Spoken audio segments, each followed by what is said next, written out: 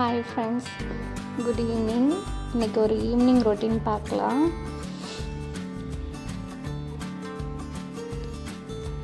ஆத்யா பட்டு அவங்களோட ஜிராஃபி வெஹிக்கிளில் விளையாண்டுட்ருக்காங்க ஜாலியாக. அவங்களுக்கு அதில் விளையாடுறது ரொம்ப பிடிக்கும். மேக்ஸிமம் டைம் அதில் தான் ஸ்பெண்ட் பண்ணுவாங்க. அப்புறம் ஒரு குட்டி டெடி பேர் இருந்தது, அதை தூக்கி வச்சு கொஞ்சிட்டு இருந்தாங்க. அதுக்கு முத்தம் கொடுக்குறாங்க, கட்டி பிடிச்சிக்கிறாங்க, அதை தூங்க வைப்பாங்க தட்டி கொடுத்து. பாருங்கள் எப்படி எந்திரிச்சு நிற்கிறாங்கன்ட்டு. சீட்டு கீழே இருக்குது, ஆனால் அவங்க உட்காந்துருக்க இடம் வேறு. இது எங்கள் மேரேஜ் ஃபோட்டோ. இதை பார்த்துட்டு அதில் உட்காந்துட்டு அப்பா அப்பான்னு சொல்லிகிட்டே இருந்தாங்க. ரொம்ப நேரமாக அதே கை காமிச்சு சொன்னாங்க. அம்மா எங்கன்னு கேட்டால் அவங்க இல்லைன்னு சொல்கிறாங்க. நான் சொல்லி தந்தேன், அம்மா அப்பா 2 பேரும் தான் இருக்கும் அப்படின்னு சொன்னேன். அவங்க ரியாக்ஷன்ஸ் பாருங்கள். அம்மா எங்கன்னு கேட்டால் இல்லை அப்படின்னு தான் சொல்கிறாங்க. அப்பா அப்பான்னு தான் சொல்லிகிட்டே இருக்காங்க.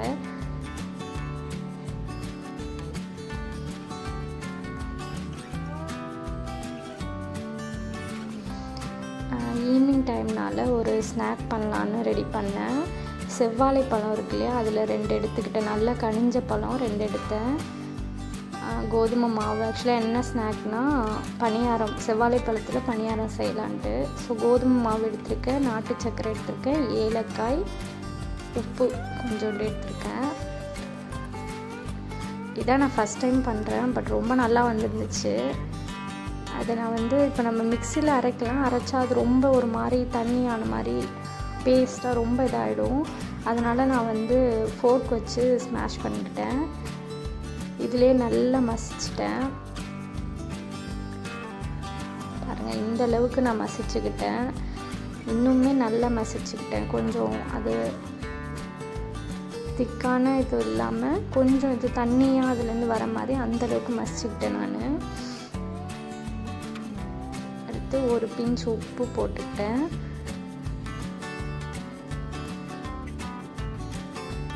கொஞ்சோண்டு ஏலக்காய், ஒரு 2 அளவு இருக்கும், 2 ஏலக்காய் அளவு போட்டுக்கிட்டேன்.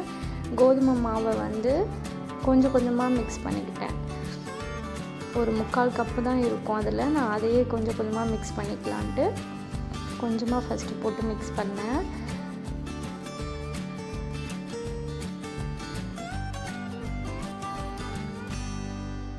அடுத்து இன்னும் கொஞ்சம் போட்டு மிக்ஸ் பண்ணிக்கிட்டேன். இப்போ நம்ம எதை பேஸாக வைக்கிறோமோ அது நிறைய போடும்போது அந்த ஃப்ளேவர் தானே அதிகமாக இருக்கும். அதனால நான் பனானாவை கொஞ்சம் நிறைய போட்டுட்டு கோதுமையை கம்மியாக போட்டுக்கிட்டேன். இந்த மாதிரி நல்லா மிக்ஸ் பண்ணிட்டேன்.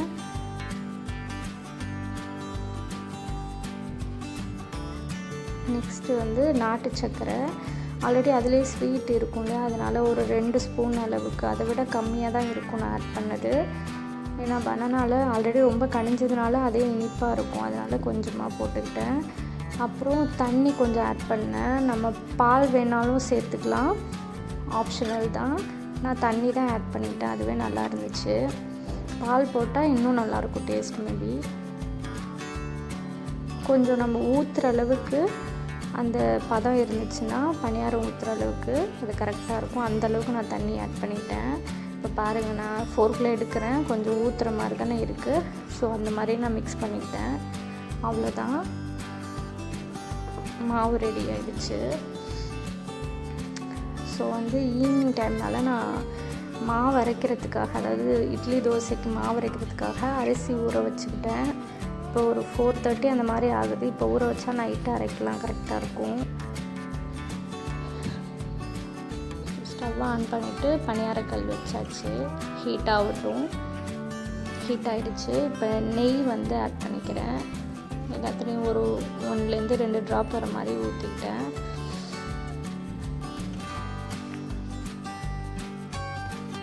இப்போது பணியார மாவை ஒரு 3/4 இது ஃபில் ஆகிற அளவுக்கு மட்டும் ஊற்றிட்டா போதும். ஏன்னா அது வெந்து மேலே வரும், அதனால் ஒரு 3/4 அளவு ஊற்றினா கரெக்டாக வெந்து வந்துடும். நிஜமாகவே டேஸ்ட் ரொம்ப நல்லா இருந்துச்சு. ஆக்சுவலாக வாழைப்பழம் போட்டதுனால சூடாக சாப்பிடும்போது ரொம்ப ஒரு மாதிரி பிசுப்பாக இருக்க மாதிரி இருந்துச்சு. ஆனால் ஆற வச்சு சாப்பிட்டா ரொம்ப நல்லா இருந்துச்சு. ஆக்சுவலாக நான் ஃபஸ்ட்டு ஹை ஃப்ளேமில் வச்சோன்னே கொஞ்சம் டார்க் கலரில் ஆன மாதிரி ஆயிடுச்சு. மேக்ஸிமம் மீடியம் ஃப்ளேம்லேயே வச்சு க்ளோஸ் பண்ணால் நல்லா வெந்து வரும்னு நினைக்கிறேன். அப்புறமா நான் வந்து சிம்மில் வச்சுட்டேன். ஸோ பேக் சைடும் திருப்பிட்டு மூடி போட்டு நான் மூடி வச்சிட்றேன். சிம்லேயே வச்சா நல்லா வெந்துடும் இல்லையா? ஏன்னா நம்ம ஹை ஃப்ளேமில் வச்சா கலர் தான் கிடைக்கும், உள்ளே வேகாமல் இருக்கும். ஏன்னா வாழைப்பழம் போட்டிருக்கிறதுனால நல்லா வேக வச்சு எடுக்கணும். கோதுமை மாவும் மிக்ஸ் ஆகிருக்கு இல்லையா? அதனால் மூடிட்டு நான் சிம்லேயே வச்சுட்டேன். இடையில ஆதியா வந்து டான்ஸ் ஆடி காட்டுறாங்க, எனக்கு க்யூட்டாக டான்ஸ் ஆடுறாங்க. அவங்க பாருங்கள், நான் இந்த வேலையெல்லாம் பார்க்கும்போது அவங்க மேக்ஸிமம் கிச்சனில் தான் இருப்பாங்க. எப்படி படுத்துருக்காங்க பாருங்கள். ஸோ இது பணியாரம் ரெடி ஆகிடுச்சு. நான் சூடோடு எடுக்கும்போது ரொம்ப பிச்சு பார்த்தா ரொம்ப ஒரு மாதிரி வளவளப்பாக இருந்தது. அதனால் நான் நல்லா ஆற வச்சுட்டு தான் சாப்பிட்டேன். ரொம்ப டேஸ்ட் நல்லா இருந்துச்சு. அந்த செவ்வாழை பழத்தோட டேஸ்ட் அப்படியே தெரிஞ்சுது, சூப்பராக இருந்துச்சு.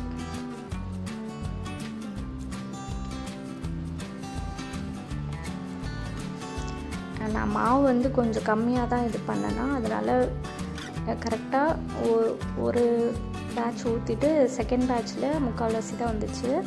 அதோட மாவு முடிஞ்சிருச்சு.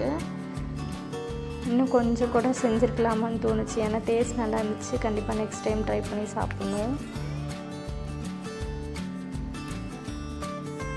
அவ்வளோதான், மாவு முடிஞ்சிருச்சு.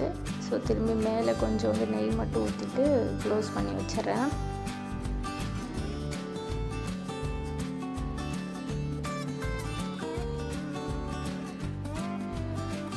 பாருங்கள், நான் ஃபஸ்ட்டு பேட்ச் ஊற்றினேன் இல்லையா, அது இப்போ கொஞ்சம் நல்லா ஆறிடுச்சு.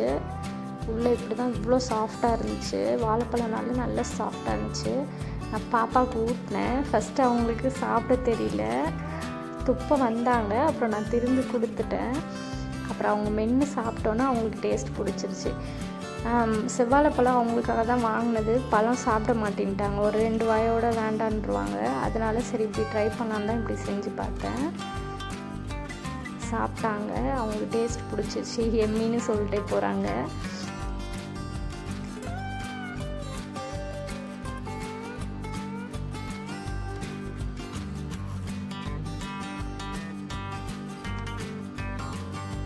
எனக்கு தெரிஞ்சு பேன் கேக்குக்கும் இந்த மாதிரி தான் பேட்டர் ரெடி பண்ணுவாங்கன்னு நினைக்கிறேன். கன்ஃபார்மாக தெரில. ஆனால் முட்டை ஆட் பண்ணுவாங்க, இல்லைன்னா ஒரு சிலர் எக்லெஸ்ஸாகவும் செய்வாங்க. ஆனால் நான் ஒரு தடவை பேன் கேக் பாப்பாவுக்கு செஞ்சு கொடுத்த போது அவள் விரும்பி சாப்பிடல. நான் இப்போது இந்த ஒரு வீடியோ ஆட் பண்ணியிருக்கேன். இது என்னதுன்னா, லாஸ்ட் வீக் வந்து பாப்பாவுக்கு வேக்சினேஷன் பண்ணோம். அப்போ வந்து பாப்பாவுக்கு கால் வீங்கிடுச்சு. நர்ஸ் சொல்லியிருந்தாங்க வீங்குன்ட்டு. அதனால் நான் ஐஸ் க்யூப் ஒத்தடம் வச்சுட்டு இருந்தேன். ரொம்ப அழுதாங்க பாப்பா. இதை நான் எதுக்காக ரெக்கார்ட் பண்ணேன்னா, பாப்பா எப்போல்லாம் ரொம்ப கத்தி அழுகுறாங்களோ அப்போ வந்து பிக்ஸியால் தாங்கிக்கவே முடியாது. அவள் வந்து கொஞ்சுவா. இப்போ பாருங்கள், அவள் வருவா. இது மாதிரி நிறைய டைம் நடந்திருக்கு. ஆனால் எனக்கு இது ஏதோ ரெக்கார்ட் பண்ணி நான் இது ஃப்யூச்சரில் நான் கண்டிப்பாக பாப்பாட்ட காட்டுவேன். இதை நான் இப்போ உங்ககிட்டயே ஷேர் பண்ணுறேன். பாருங்கள், அவள் அழுறான்னு சொல்லிவிட்டு அவகிட்ட வரா பாருங்கள். அவளும் கத்துவா. அவள் எப்பெல்லாம் ரொம்ப அழுகுறாளோ அவளும் கத்துவா. அவ்வளோ பாசமாக இருப்பாங்க. அதனால தான் நான் ரெக்கார்ட் பண்ணேன் இந்த வீடியோ. நெக்ஸ்ட்டு ஈவினிங் டைம்னால பாப்பாவுக்கு பால் கொடுப்பேன் எப்பொழுதுமே. அதனால் பால் காய்ச்சிக்கிட்டேன்.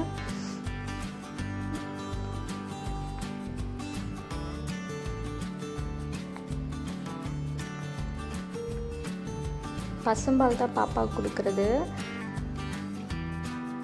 பால் காஞ்சிடுச்சு. ஸோ அவங்களுக்கு வடிகட்டிட்டு நல்லா ஆற வச்சுட்டு அவங்களுக்கு நான் ப்ரௌன் சுகர் ஆட் பண்ணி ஆற்றிட்டு அவங்களுக்கு ஊற்றுறேன். அவங்களுக்கு பால் கொடுத்துட்டா அவங்க சைலண்ட்டாக அவங்க பாட்டுக்கு விளாண்டுட்டு இருப்பாங்க. பால் குடிக்க ஆரம்பிச்சிட்டாங்க. இப்போது விளாண்டுட்ருக்காங்க. அவங்களோட டவலை எடுத்து முகத்தை மூடிட்டு ஆதியா எங்கே அப்படின்னு தேடி நாங்கள் விளாடுவோம். அதுதான் இப்போ விளாண்டுட்ருக்காங்க. க்யூட்டாக பார்க்குறாங்க.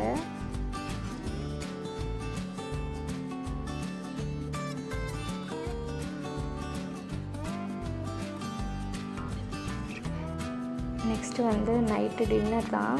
ஸோ சப்பாத்தி செய்யலான் இருக்கேன். அதுக்கு வந்து தேங்காய் இல்லாமல் ஒரு எம்டி கிரேவி மாதிரி குருமா மாதிரி ரெடி பண்ணலான்ட்டு எல்லாம் ரெடி பண்ணி வச்சுருக்கேன். வெங்காயம், தக்காளி, பச்சை மிளகாய், இந்த சைடு வந்து பொட்டுக்கடலை, சோம்பு, பட்டை, கிராம்பு, முந்திரி, அப்புறம் வந்து இஞ்சி பூண்டு. ஸோ இந்த தட்டில் தனியாக வச்சுருந்ததெல்லாம் நம்ம வந்து அரைச்சி எடுத்துக்கிறேன் நான் தனியாக.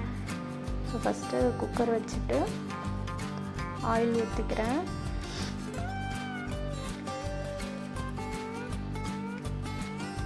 வேறு எந்த காய்கறியுமே போட போகிறது கிடையாது, வெறும் வெங்காயம் தக்காளி மட்டும்தான். ஸோ சோம்பு கொஞ்சோண்டு ஒரு 1/4 டீஸ்பூனும் பிரியாணி இலையும் போட்டிருக்கேன். அது பொரிஞ்சோடனே வெங்காயம் ஆட் பண்ணிக்கிறேன், பச்சை மிளகாய் ஆட் பண்ணிக்கிறேன். அது நல்லா வதக்கிடலாம். அதுக்கு தேவையான உப்பு போட்டுட்டா வெங்காயம் சீக்கிரம் வதங்கிடும். ஸோ நான் உப்பும் போட்டுட்டு அதை நல்லா வதக்கிக்கிறேன்.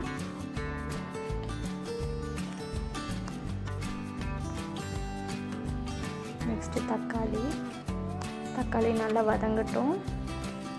ஸோ தக்காளி சிம்மில் வச்சுட்டேன். சிம்மில் வச்சா நல்லா வதங்கிடும். அந்த கேப்பில் நான் மாவு பிணைஞ்சிடலான்ட்டு மாவு போட்டேன்.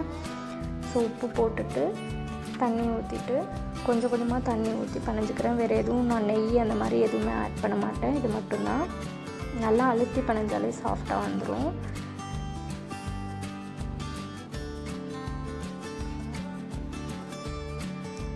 மாவு பிணைஞ்சி வச்சுட்டேன். ஒரு 5 மினிட்ஸ் இருக்கட்டும். ஸோ நெக்ஸ்ட்டு தக்காளி நல்லா வதங்கிடுச்சு. ஸோ மஞ்சத்தூள் போட்டுக்கிட்டேன். ஜீரகத்தூள் 1/4 டீஸ்பூன் போட்டிருக்கேன். கரம் மசாலா ஒரு 1/2 ஸ்பூன் போட்டுக்கிட்டேன். சிக்கன் மசாலா ஒரு 1 ஸ்பூன் போட்டுக்கிட்டேன். தனி மிளகாத்தூள் வந்து 1 ஸ்பூன் போட்டுக்கிட்டேன். குழம்பு மசாலா ஒரு 3 ஸ்பூன். அது சின்ன ஸ்பூன் தான், அதனால் நான் 3 ஸ்பூன் போட்டிருக்கேன். ஸோ வந்து அந்த எண்ணெயிலே நல்லா வதக்கிட்டோம் அப்படின்னா அந்த கலர் சேஞ்ச் ஆகும். ஸோ நல்ல கலர் கிடைக்கும் கிரேவிக்கு. அதனால் நல்லா அதிலே வந்து ஒரு 2 மினிட்ஸ் கருக விட்டுறாமல் சிம்லேயே வச்சு ஒரு 2 மினிட்ஸ் வதக்கிக்கிட்டேன்.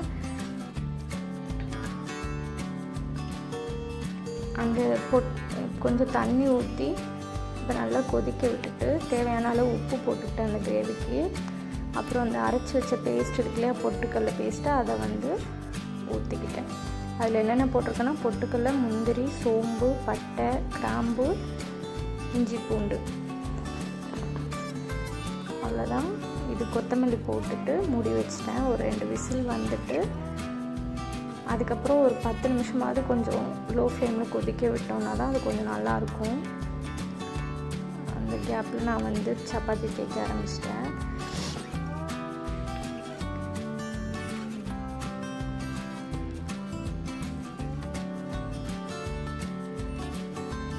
என்ன பண்ணிகிட்ருக்காங்க பாருங்கள். இப்படி தான் அவங்களுக்கு அவ்வளோ டாய்ஸ் இருக்குது. ஆனால் அது எதுவுமே வேணாம், கிச்சனில் இருக்க திங்ஸ் தான் வேணும்.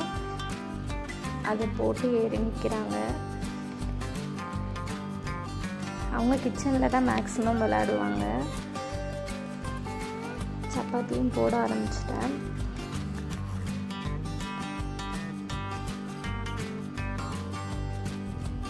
லைட்டாக ஆயில் ஊற்றிட்டு ஹை ஃப்ளேமில் வச்சு ஃபஸ்ட்டு, அப்புறம் வந்து திருப்பி போட்டுட்டு லோ ஃப்ளேமில் வச்சுட்டேன். கிரேவி ரெடி ஆகிடுச்சு. நல்லா எண்ணெய் மேலே திரிஞ்சு வந்துடுச்சு. நெக்ஸ்ட்டு சப்பாத்தியும் போட்டு முடிக்க போகிறேன்.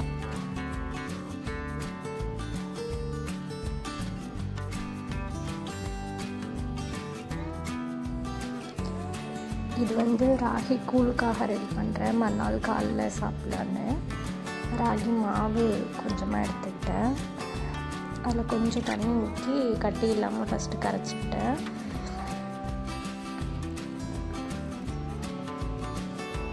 கரைச்சிட்டு தண்ணி நிறைய ஊற்றினேன். இந்த சம்மருக்கு ராகி கூழ் ரொம்ப நல்லது இல்லையா, அதனால் இப்போயே செஞ்சு வச்சா மறுநாள் காலைல நல்லா புளிச்சிருக்கும்.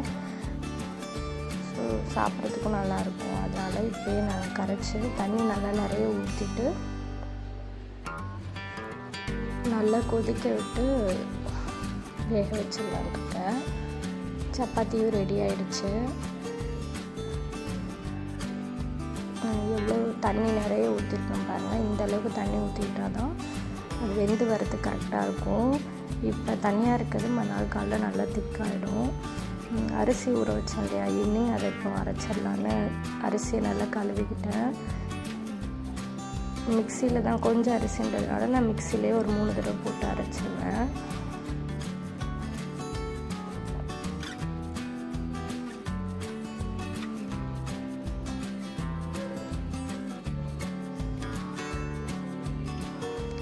அரிசி ஊற வச்சு அது அந்த டைம்லேயே நான் உளுந்து ஊற வைக்கல. கரெக்டாக அரைக்க போகிறதுக்கு ஒரு 1/2 மணி நேரத்துக்கு முன்னாடி தான் உளுந்து ஊற வச்சேன். உளுந்தும் அரைச்சிட்டேன். வெந்தயம் போட்டு அரைச்சதுனால அந்த கலரில் இருக்குது. கொஞ்சம் கல் உப்பு போட்டு கரைச்சிட்டு வச்சா இப்போது 1 மணி 8:30 ஆகுது. இப்போ கரைச்சி வச்சா காலைல கரெக்டாக இருக்கும் புளிக்கிறதுக்கு. மூடி வச்சிட்டேன், கரைச்சிட்டேன். ஸோ காலைல சப்போஸ் பொங்கி ஊற்றிடுச்சுன்னா அதனால் கீழே ஒரு தட்டு வச்சுட்டேன். கரெக்டான தட்டு சைஸ் வைக்காமல் கொஞ்சம் பெரிய தட்டாக வச்சா கரெக்டாக இருக்கும். பொங்கி ஊற்றுச்சுன்னா அதில் ஊற்றும். ஸோ ராகி நல்லா வெந்துடுச்சு. ஃபஸ்ட்டு 5 மினிட்ஸ் நல்லா கைவிடாமல் கிண்டிகிட்டே இருக்கணும், இல்லைன்னா அடி பிடிச்சிடும். இது மத்தியானம் வச்சு சாதம், அதுலேயும் கொஞ்சம் தண்ணி ஊற்றி வச்சுட்டேன். கூழுக்கு சாப்பிட்டுக்கலான்னு. நைட்டு தூங்குகிற டைம் ஆகிடுச்சு. பிக்ஸிக்கு குட் நைட் சொல்லிவிட்டு போய் படுத்து தூங்கியாச்சு. மறுநாள் காலைல கூழ் ரெடி பண்ணுறதை காட்டுறேன். ராகி பாருங்கள் எவ்வளோ தண்ணியாக இருந்துச்சு, இப்போ எவ்வளோ திக்காயிடுச்சு, நல்லா புளிச்சிருச்சு. இது பழைய சாதம் தண்ணி ஊற்றி வச்சோண்டே அது அவங்க எழுந்துட்டாங்க. அவங்களுக்கு கொஞ்சம் நேரம் பால்கனியில் உட்கார வச்சு விளையாட விட்டுட்டு அப்புறமா அவங்களுக்கு குளிக்க வச்சுட்டு பால் கொடுத்தேன். என்னை அடிச்சுட்டு முத்தமும் கொடுப்பாங்க. இப்போது முத்தம் கொடுக்குறாங்க.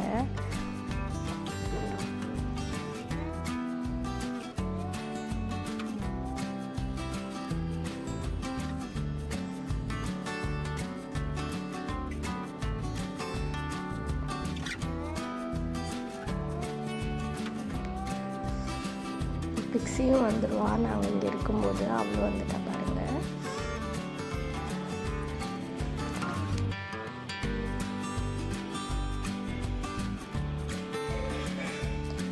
பிக்ஸி எங்கே படுத்துருக்கா பாருங்கள். மார்னிங் வீடு இருந்துச்சு, பார்க்கவே நல்லா இருக்குது. காற்று அடிச்சது நல்லா. நெக்ஸ்ட்டு கூழ் ரெடி பண்ணிடலான்னு எடுத்து வச்சுக்கிட்டேன். ராகி அதில் நான் உப்பு போட்டு காய்ச்சல. உப்பு போடாமல் இருந்தால் தான் கரெக்டாக இருக்கும். உப்பு போடலை. அப்புறம் பழைய சாதம் கொஞ்சம் போட்டுக்கிட்டேன். ராகி ஃபஸ்ட்டு போட்டுக்கிட்டேன். அப்புறம் தயிர் 1 ஸ்பூன் போட்டேன். அப்புறம் ஒரு சின்ன வெங்காயம். எந்த இதுவாக இருந்தாலும் சரி, பழைய சாதமாக இருந்தாலும் சரி, தயிர் வெங்காயம் எதுனாலும் நம்ம ஆசைக்கேற்ற மாதிரி அதிகமாக போட்டுக்கிட்டாலும் நல்லாயிருக்கும்.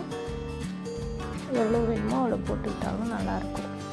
இது நான் சாப்பிட்றதுன்றதால கை வச்சு பணிஞ்சு நல்லா மசிச்சு விட்டுட்டு சாப்பிட்டேன். நல்லா இருந்துச்சு. இந்த சம்மருக்கு நல்ல கூலிங்கான கூழ் குடிச்சாச்சு. இதுக்கு கடலை துவையல் நல்லாயிருக்கும். இல்லைன்னா வடகம் அந்த மாதிரி ஏதாவது கூட சாப்பிட்லாம். கொஞ்சம் கட்டியாக இருந்ததுன்னா தண்ணி ஊற்றி கரைச்சிக்கலாம். அவ்வளோதான், ராகி கூழ் ரெடி ஆகிடுச்சு. ஸோ எனக்கு மார்னிங்கே கூழ் தான். இந்த வீடியோ பிடிச்சிருந்துச்சுன்னா லைக் பண்ணுங்கள், ஷேர் பண்ணுங்கள் அண்ட் சப்ஸ்கிரைப் பண்ணுங்கள். இது போல் நான் ரெகுலராக வீடியோ ஷேர் பண்ணுறேன். ஏதாவது ஃபீட்பேக்ஸ் இருந்ததுன்னா கமெண்ட்டில் கண்டிப்பாக ஷேர் பண்ணுங்கள். தேங்க்யூ ஃபார் வாட்சிங்.